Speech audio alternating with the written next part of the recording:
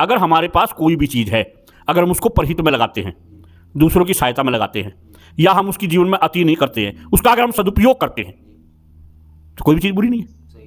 और अगर हम उसका दुरुपयोग करते हैं तो सारा बुरा ही बुरा है। तो हरिओम गुरुजी।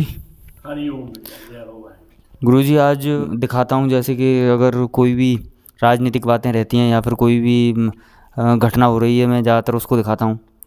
लेकिन आज मैं आपसे कुछ आध्यात्मिक बातें करूँगा। आज मैं आपसे जानना चाहूँगा कि मैं देखता हूँ कि हर जगह हर कोई भाग दौड़ में है। बड़े बड़े शहरों में देखिए आप, या कहीं भी देखिए कि एक के पीछे एक लगे पड़े हैं।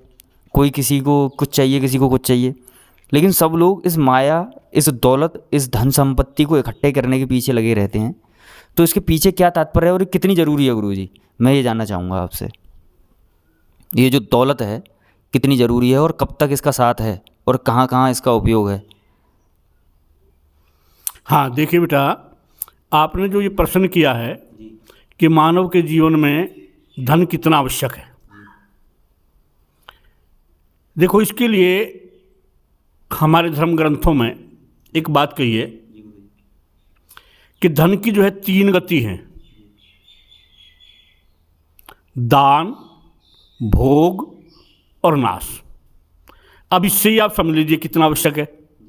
यानी आप धन की जीवन में आवश्यकता है, धन कमाना चाहिए। बल्कि हमारे वेद तो ये कहते हैं कि वरद शतम हस्त, 100 हाथ से कमाओ, लेकिन वो कमाने के लिए कहते हैं। लेकिन जब ये पता है गुरुजी कि सब कुछ यहीं छोड़ के जाना है तो फिर क्यों कमाएं? लेकिन ऐसा है कि जैसे 3 गति हैं: दान, भोग और नाश। अब जैसे आपने धन से भोग लिया, फिर अपना मकान बना लिया, बच्चों को पढ़ा लिया, लिखा लिया, अपनी सुख सुविधा का या कुछ सामान आपने जुटा लिया।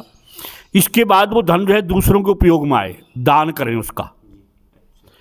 क्योंकि धन की जो है पवित्र करने का जो पतनाड़ा है वो दान है।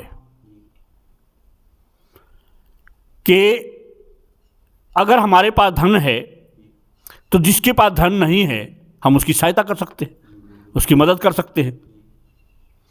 तो एक तो धन जो है अपने लिए, दूसरों के लिए। अपने लिए जब हम धन करते हैं इसको हम भोग कहते हैं, और जब दूसरों के उपयोग में आते हैं इसको हम दान कहते हैं। और अगर हमने धन का उपयोग कर लिया, दान कर लिया, अब तीसरी गति जो धन की है वो नाश है, वो बेकार है। रही बात कितना कमाना चाहिए, एक धन की बात नहीं, हमारे धर्म ग्रंथ कहते हैं कि अति सर्वत्र वर्जिएत। अति कहीं भी नहीं होनी चाहिए। अति हर चीज़ की बुरी है। अति जो है हर चीज़ की बुरी है। वो कहा ना, अति का भला न बोलना, अति की भली न चुप, अति का भला न बरसना, अति की भली न धूप। अति सर्वत्र वर्जिएत। अति को हर जगह त्याग देना चाहिए। तो धन की भी अति को त्याग देना चाहिए, लेकिन इतना धन जरूर कमाना चाहिए आपको जिससे आपकी आवश्यकताएं पूरी हो जाए और जो है आप दूसरों की जो है उस धन से मदद कर सके। इस माया के 3 रूप हैं: कंचन, कामनी और कीर्ति। अब ये कंचन, कामनी, कीर्ति, ये तीनों जो है मानव के उत्थान में ये रुकावट है। क्या है? रुकावट है। लेकिन अगर इन्हीं का सदुपयोग कर लिया जाए, इन्हीं का क्या कितना अच्छा है, कितना बुरा, ये ना करके हम देखिए करते हैं। अगर हमारे पास कोई भी चीज़ है, अगर हम उसको परहित में लगाते हैं, दूसरों की सहायता में लगाते हैं, या हम उसकी जीवन में अति नहीं करते हैं, उसका अगर हम सदुपयोग करते हैं तो कोई भी चीज़ बुरी नहीं है। भागवत में राजा ययाति ने बहुत सुंदर तरीके से समझाया गया है कि भाई जैसे अग्नि में जितना हम घी डालते हैं वो अग्नि उतना ही प्रज्वलित हो जाती है। इसलिए जितना हम भोगों को भोगते हैं उन भोगों से हमारी तृप्ति कभी नहीं होती, उल्टा और भोग भोगने की इच्छा जागृत हो जाती है।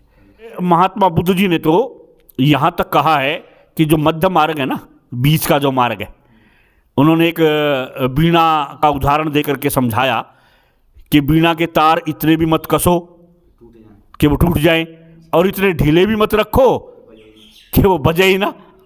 इसलिए जो है ये बीच का जो मार्ग है ना, जो मध्यम जो मार्ग है, और उस मध्यम मार्ग का मेरा मतलब ये है कि हम भी अपना सुखपूर्वक गुजारा कर सकें और हम दूसरे की सहायता भी कर सकें।